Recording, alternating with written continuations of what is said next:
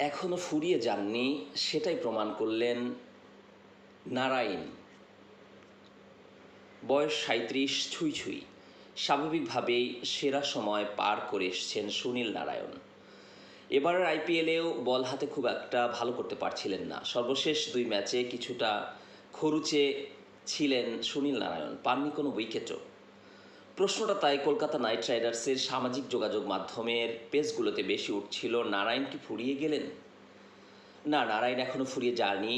বয়স যাই হোক, তার বোলিং রহস্যময় এখনও আছে। আজ চোখের পলকে ম্যাচের মোড় ঘুরিয়ে দিয়ে সেটাই বুঝিয়ে দিলেন নারায়ণ। দিল্লি ক্যাপিটালসের মুঠো থেকে ম্যাচের নিয়ন্ত্রণ ছিনিয়ে নিয়ে 14 রানে জেতালেন কলকাতাকে। নিজেদের মাঠ অরুণ জেটলি স্টেডিয়ামে টস জিতে কলকাতাকে ব্যাটিংয়ে পাঠিয়েছিলেন দিল্লি। টপ ও মিডিল অর্ডারের 6 ব্যাটসম্যানের অবদানে 9 উইকেট হারিয়ে 204 রান করেছিল কলকাতা। লক্ষ্য তারা 9 উইকেটে 190 রানে থেমেছে দিল্লি। এ জয়ে আইপিএলের প্লে অফে খেলার সম্ভাবনা বাঁচিয়ে রাখল বর্তমান চ্যাম্পিয়ন কলকাতা। রান তারা একসময় 13 ওভারে 3 উইকেট হারিয়ে 130 রান তুলে ফেলেছিল দিল্লি। ক্রিজে যখন 2 থিতু ব্যাটসম্যান, অধিনায়ক অক্ষর Patel, opener Faf du Plessis, এই পরিস্থিতি থেকে চোখের পলকে ম্যাচের মোড় ঘুরিয়ে দেন নারায়ণ। টপাটপ তুলে নেন 3 উইকেট। অথচ নিজের প্রথম 13 বলে 25 রান দিয়ে উইকেট শূন্য ছিলেন নারায়ণ।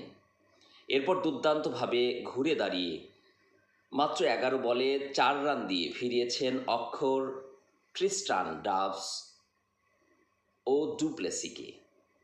শুধু কি তাই, অলস ফিল্ডার হিসেবে যে নারায়ণের বদনাম আছে, সেই তিনি আজ সরাসরি থ্রোয়ে রান আউট করেছেন এই মৌসুমে দিল্লির সর্বোচ্চ রান সংগ্রাহক লোকেশ রাহুলকে। এর আগে ব্যাট হাতেও নিজের দায়িত্ব পালন করেছেন। ওপেনিংয়ে নেমে পাওয়ার প্লের সুবিধা কাজে লাগিয়ে 2-4 ও 2 ছক্কায় 16 বলে 27 রান করে কলকাতাকে ঝড়ো শুরু এনে দিয়েছেন।